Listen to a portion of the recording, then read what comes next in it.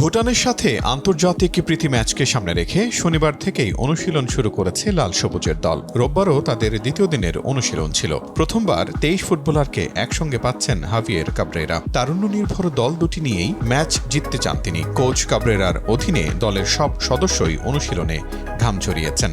ভুটানের আবহাওয়া ও উচ্চতার সাথে মানিয়ে নিতে এর আগে পাহাড়ে হাইকিং করেছে বাংলাদেশ দল। টিম হোটেলে জিম সেশন শেষে বাংলাদেশ জাতীয় ফুটবল দল বিকেলে থিম্পুর ছাংজিজি মাঠে অনুশীলন করে। আগামী 5 ও 8 সেপ্টেম্বর ভুটানের বিপক্ষে দুটি প্রীতি ম্যাচ খেলবে বাংলাদেশ। জাহান অরণ্য, কালের কণ্ঠ স্পোর্টস।